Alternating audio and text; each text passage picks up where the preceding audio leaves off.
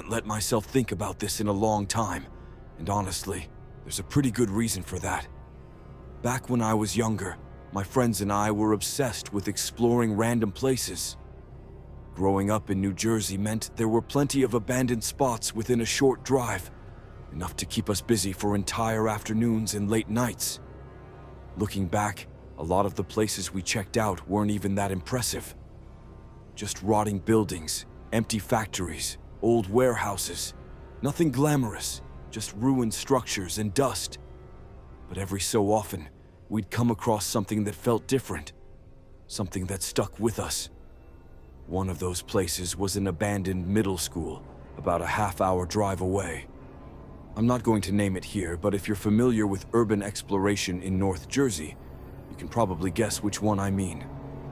We'd seen photos of it online for months, and kept saying we'd go one of these days.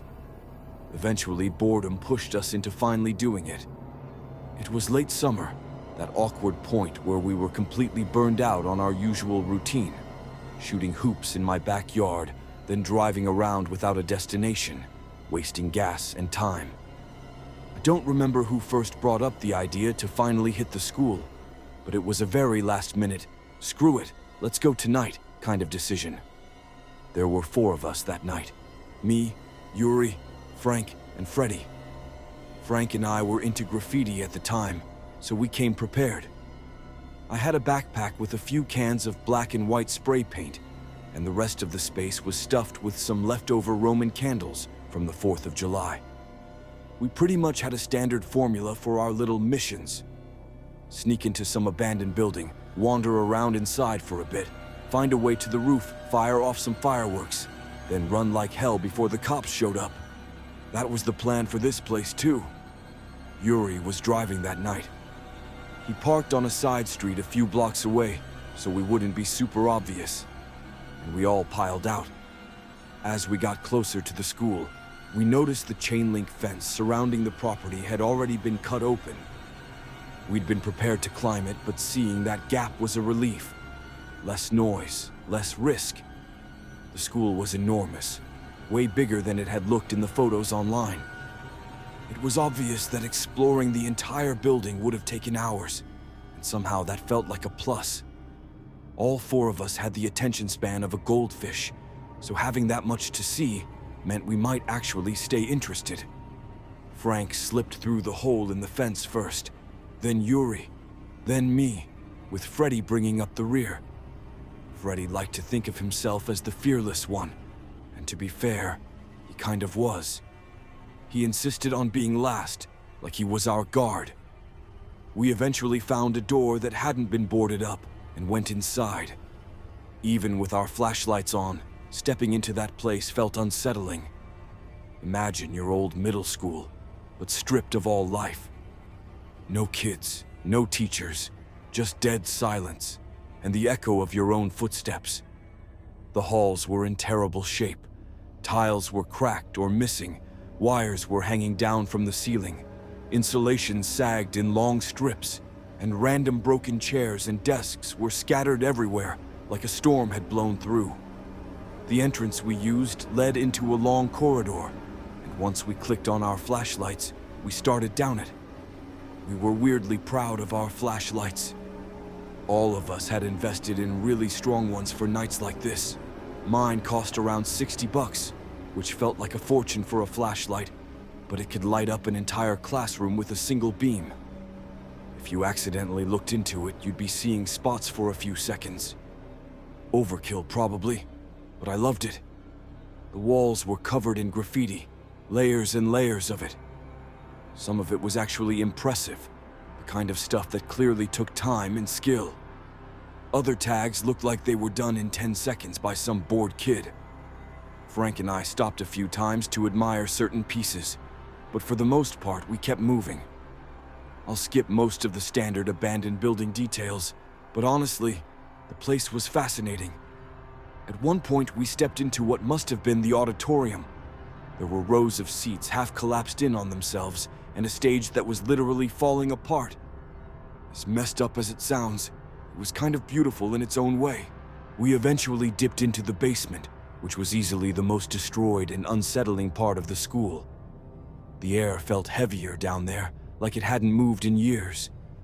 We didn't stay long, partly because of the decay, partly because I could tell everyone was starting to feel freaked out. In one of the rooms downstairs, someone had painted a giant pentagram on the floor. Seeing it there in the beam of our flashlights sent a chill down my spine. It wasn't the first time we'd seen weird satanic or culty symbols in abandoned places. Anyone who does urban exploring knows that pentagrams randomly show up more often than you'd expect. Still, it didn't exactly make the place feel welcoming. We took a quick look and moved on. No one wanted to linger there. Eventually, we made our way back upstairs and up to the second floor. In one of the classrooms, we found a wall that was totally untouched. No tags, no scribbles, nothing. Just a perfect, clean white surface. To graffiti kids, that's like being handed a blank mural. Frank and I grinned at each other and got to work. While we shook up our cans and started spraying the wall, Yuri and Freddy said they wanted to keep exploring, try to find a way up to the roof. We told them we'd catch up later, and they disappeared down one of the dark hallways, their beams cutting through the shadows for a moment before vanishing around a corner. After we finished the main part of the piece, Frank wanted to keep adding details, maybe expand it across another section of the wall. I decided to give him space and wandered out into the hallway to check out some of the better graffiti in the surrounding classrooms and corridors. I must have stood there for about 5 minutes, just scanning the walls, studying tags and throw-ups, when I heard Frank shout my name from behind me. His voice sounded pissed. He demanded to know why I was messing with him. I turned around, confused, and told him I had no idea what he was talking about. He told me to knock it off, still sounding annoyed. Before I could even ask what was going on, he said, "I know you took my bag." I swore up and down that I hadn't touched anything, that I'd been in the hallway the entire time. After a moment, he seemed to believe me.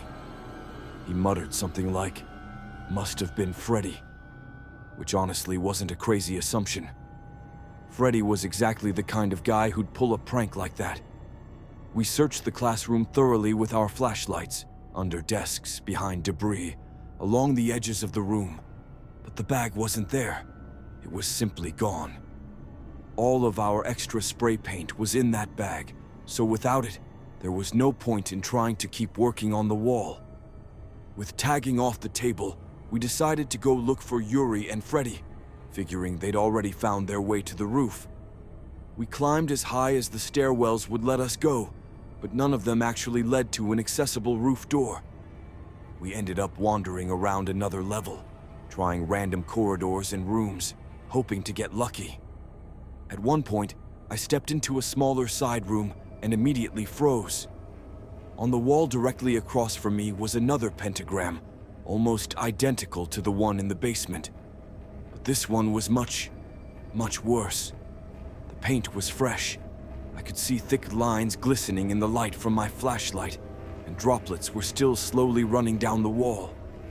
And in the corner of the room, placed neatly on the floor, was Frank's missing bag. I just stood there staring for a second, until Frank came in behind me.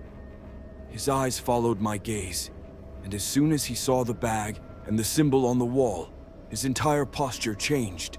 He walked over quickly, grabbed the bag, and said loudly, "What the hell is wrong with him?" Meaning Freddy. I didn't answer.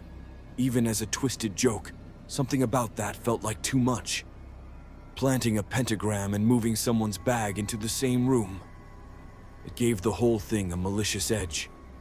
It was the first moment that night where I felt genuinely unsettled instead of just spooked. We left the room and walked down a random hallway in uneasy silence, both of us just wanting to find our friends and get back to our usual plan. That's when we heard it, fast footsteps pounding toward us. Yuri and Freddy came flying around a corner, breathless and wide-eyed, motioning frantically for us to follow them. There was no time for questions, no time to ask about the bag or what was going on. Instinct took over. We ran. Here's a solid rule to live by.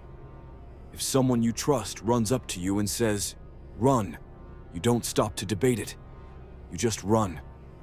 As we were sprinting down the hallway, Yuri was trying to explain, but his words were all jumbled with the echo of our footsteps and our ragged breathing.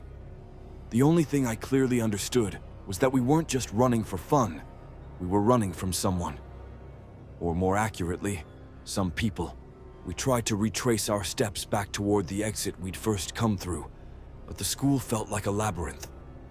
Every hallway looked the same in the light of our flashlights, and panic made everything blur together.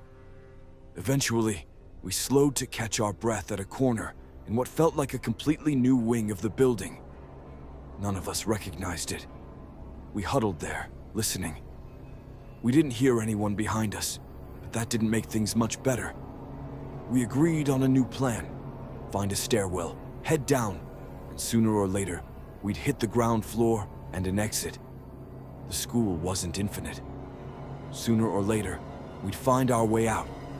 We also agreed to move slowly and quietly.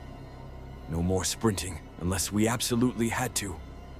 We finally found a stairwell and went down a couple of floors. When we reached a level that we all decided had to be the ground floor, we started walking through the hallway, convinced that we were almost in the clear. Then came the sound. A sharp, steady hissing noise from somewhere up ahead. I don't know how else to describe it. It sounded like someone trying to imitate a cat, dragging the sound out, making it more sinister than playful. We all froze in place. We stood perfectly still, hoping that whoever was making that sound had no idea we were there. We began to quietly retreat back the way we'd come, trying not to make a single unnecessary noise. Just as we started moving, a deep voice floated out from the darkness in front of us. Calm, controlled, and horrifying. He said, word for word, "I should have cut you when I had the chance." We didn't waste another millisecond. We bolted. This time I could clearly hear multiple sets of footsteps pounding behind us. The realization that there were several people chasing us made the entire situation 10 times more terrifying than it already was. They started yelling at us as they ran.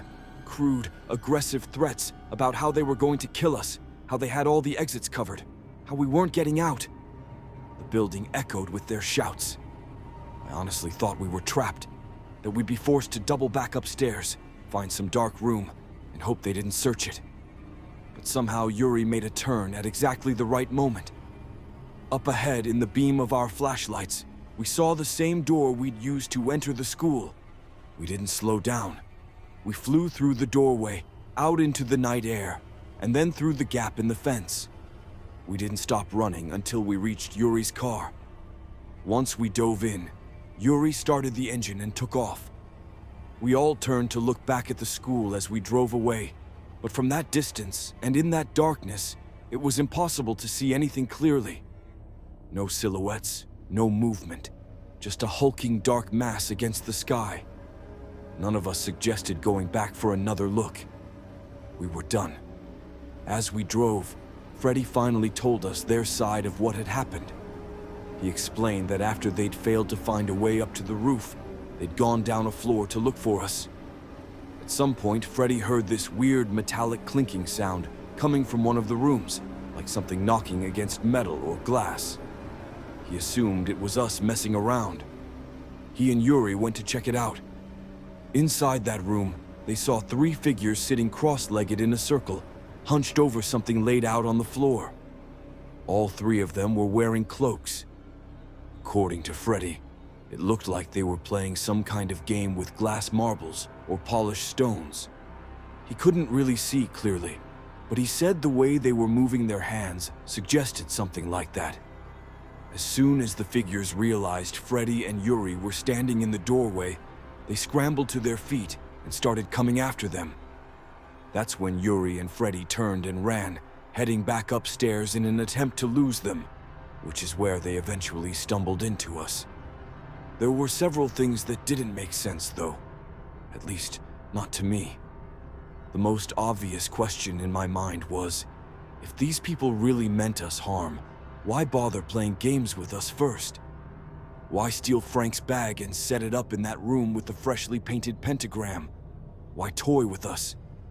Freddy's theory was that they didn't think we'd ever find our way out. They probably knew the layout of the building way better than we did. In their minds, we were trapped in their space, and they had time to scare us, confuse us, and then corner us later. Yuri had a darker theory. He was convinced that the room with the pentagram and Frank's bag was meant to be the place where they were planning to do something much worse. Kill us, hurt us, or use us in some kind of ritual. Call it a cult, call it a gang, call it whatever you want. The whole setup screamed bad news. My own theory was that they hadn't even been chasing us through the hallways at first. I think they might have split up and gone downstairs to cut us off when we eventually made our way there. That would explain how they were already ahead of us when we reached the ground floor. And then there was the numbers issue. There had to be at least 4 of them. The one, or ones, who had taken Frank's bag and painted that fresh pentagram, plus the 3 cloaked figures that Yuri and Freddy saw in that room. The math didn't line up in a comforting way. I know that on paper, when I explain it like this, it might not sound as terrifying as it felt. But if you had been there, if you had heard the footsteps, the hissing, that voice in the darkness, you'd understand. We were absolutely terrified. We never went back to that school. From what I've heard, the building is still standing. I have no intention of ever confirming that in person.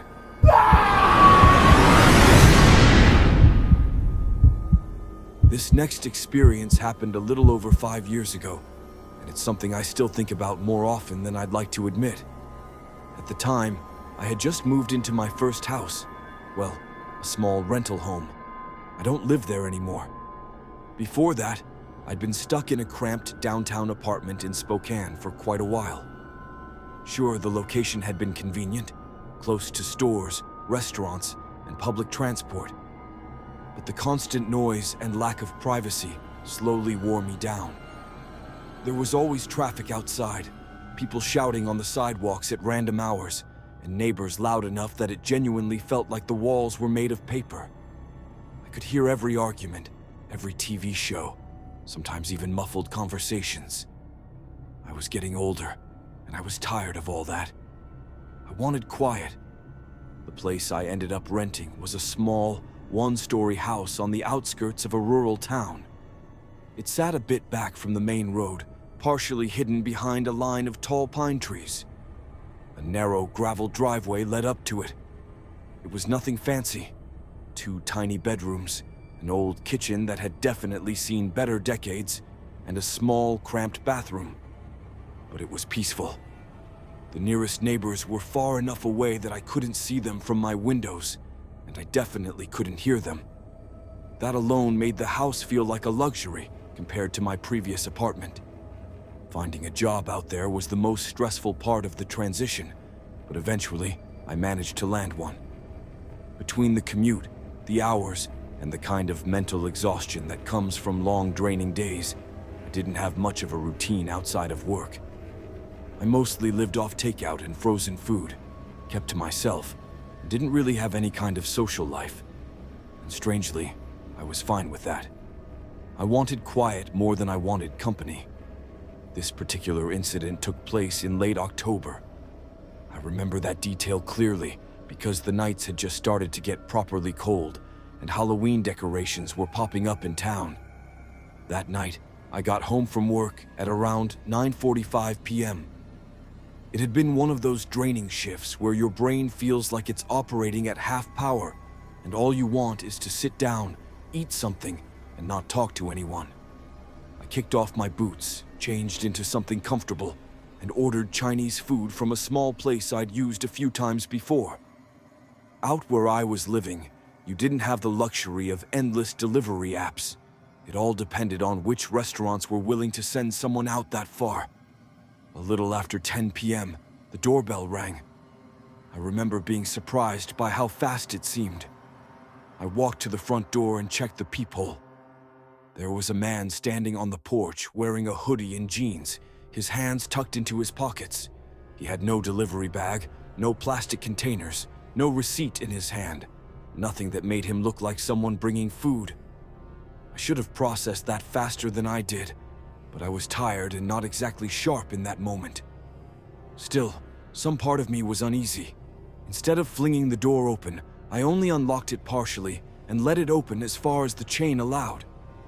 I asked him if he was there with my food.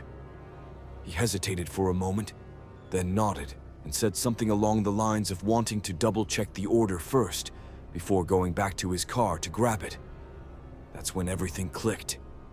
I told him, very plainly, that if he didn't already have the food with him, I wasn't opening the door any further, and that if he didn't leave, I'd call the police. He mumbled something under his breath that I couldn't make out, then turned and walked back down the driveway. I watched him until he vanished into the darkness beyond the reach of my porch light. That whole time, I was debating whether I should yell something after him or not, demand to know what he was doing, but I decided against it. In retrospect, I think that was the right call. My stomach was in knots. I shut the door, locked it, and immediately grabbed my phone to call the restaurant. The manager picked up. I explained what had just happened, and he told me that my food hadn't even been sent out yet. The delivery driver was still there. That's the exact moment my brain stopped trying to rationalize. Whoever had just been at my door, pretending to be a delivery guy, was a stranger with some kind of bad intention. Burglary at best, something worse at worst. After I hung up with the restaurant, I called the non-emergency police line to report what had happened. The dispatcher was calm and professional. She told me they'd make a note of it and ask patrol units to keep an eye on the area. It wasn't enough for a full response, since nothing had technically happened, but they took it seriously enough to log it. I accepted that. At the time, I convinced myself the guy had probably just walked off, and that would be the end of it. About 20 minutes later, the real delivery driver showed up. He had my food in hand, clearly labeled with the restaurant's name. I paid him, went back inside, and tried to settle in for the night. At around 11:30 p.m., I was in the living room with the lights off, a show playing quietly on the TV, when I heard a noise. It was faint, but distinct, like a light scraping sound coming from the back of the house. I muted the TV and sat perfectly still, straining to listen. For a few seconds there was nothing. Then I heard it again. A scraping noise, like metal or some tool lightly dragging against wood. It was coming from the back door. I knew it. My heart was pounding in my chest. I stared toward the back of the house, even though I couldn't see the door from where I was sitting. Then I heard the doorknob jiggle slightly. Not a full turn, just small, testing movements, like someone was trying to see if it was locked. I grabbed my phone with shaking hands and called 911. I whispered to the operator what was happening, giving my address and describing the earlier fake delivery incident as quickly as I could. After I hung up, I grabbed a kitchen knife, went into my bedroom, and locked myself inside, trying to stay as quiet as possible. Every tiny sound in the house seemed amplified while I waited. After what felt like an eternity but was probably around 15 minutes, I heard someone knock sharply on the front door and announce themselves as the police. I hurried to let them in. 2 officers entered and swept through the house and yard, their flashlights cutting through the darkness. They didn't find anyone lurking nearby, but one of them noticed something on the back door that I hadn't seen. There were fresh pry marks near the lock, thin, curved scratches, like someone had tried to wedge a tool, maybe a flathead screwdriver or some kind of multi-tool, into the gap to force it open. That confirmed everything I'd been afraid of. I gave the officers a full statement and explained the earlier visit from the fake delivery driver. They told me they'd increase patrols in the area for a little while, but beyond that, there wasn't much they could do unless they caught the guy in the act or I had more information. It wasn't the answer I wanted, but I understood. I didn't sleep much that night. The next few days passed without any more incidents. I tried to convince myself that whoever it was had gotten scared off and moved on. Told myself no one would be stupid enough to return to a house after the police had already been called twice because of them. And for a little while, it seemed like I was right. Then, a few nights later, I woke up sometime after midnight to the sound of distant sirens.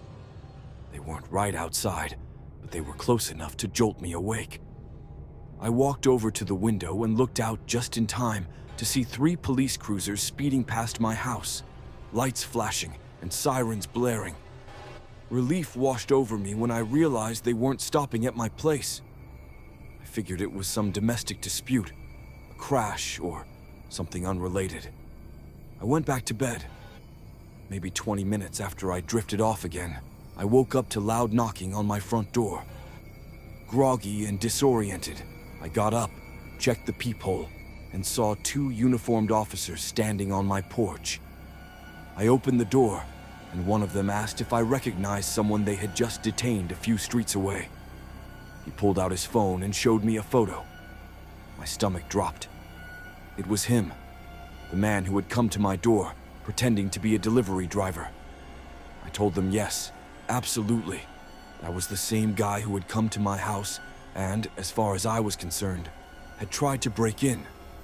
They explained that he had just been caught trying to force his way into another home in the area.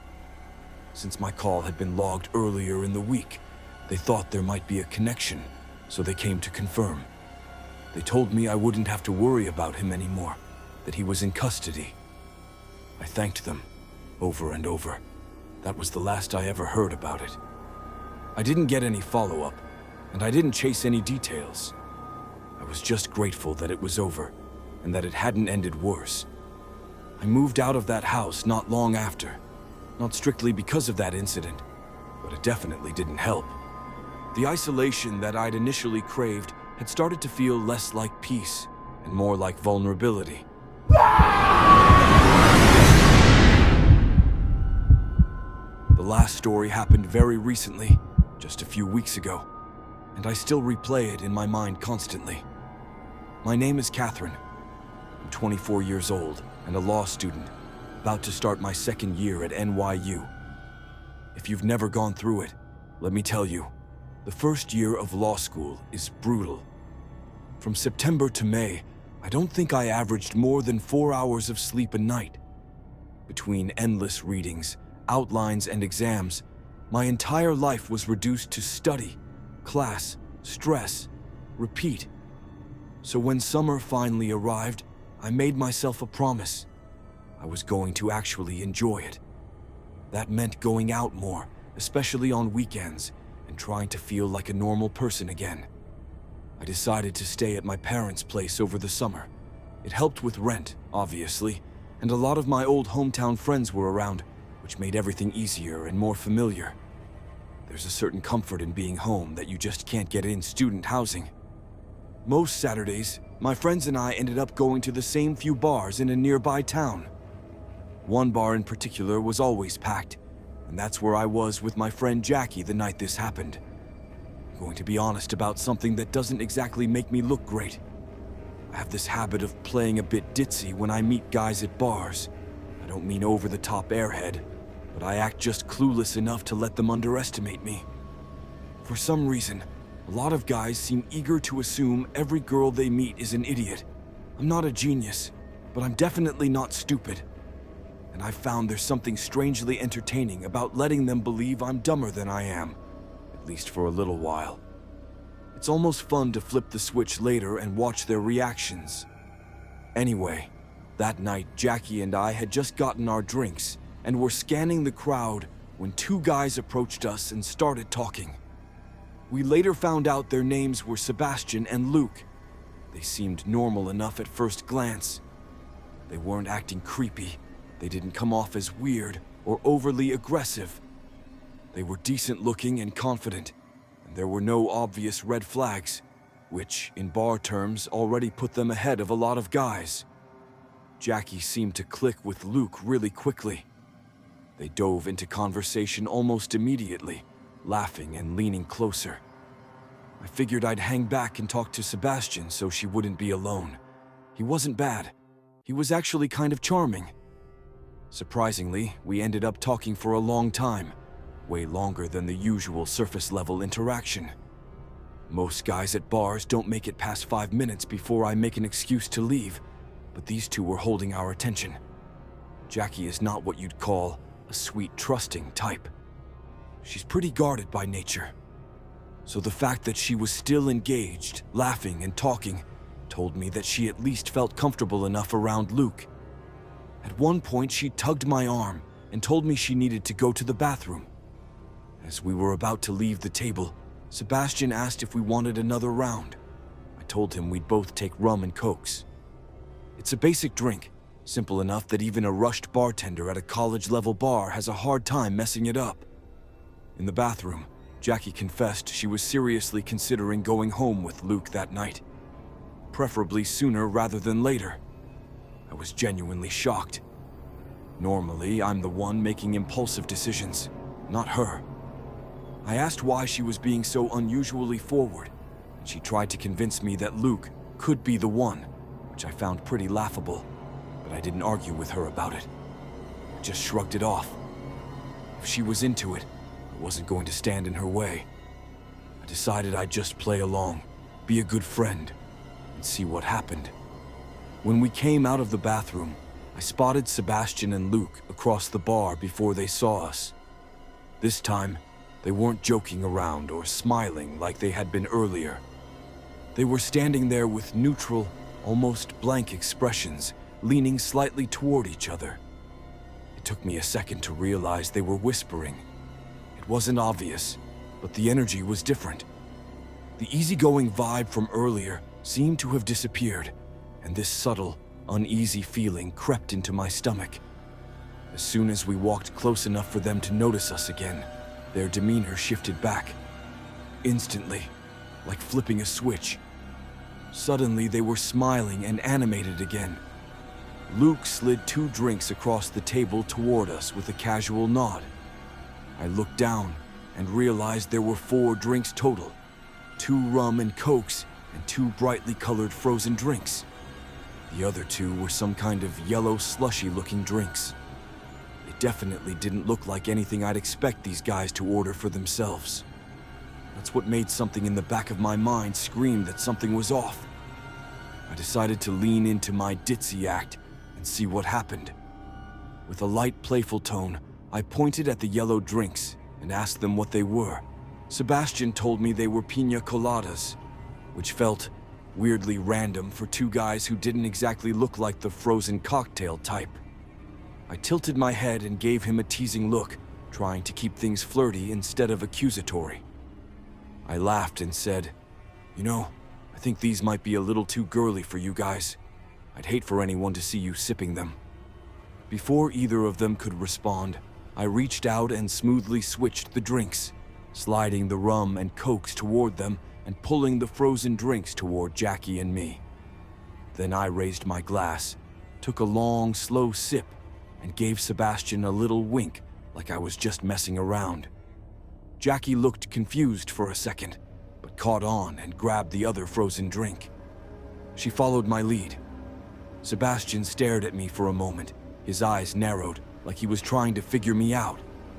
Then he let out a short laugh and said, "Touché," before taking a sip of the rum and coke. Luke followed his example. That moment relaxed me a bit. If they were willing to drink whatever they'd just given us, maybe I was overthinking things. We finished the drinks without anything obviously weird happening. By then, Jackie was making it very clear that she wanted to leave with Luke.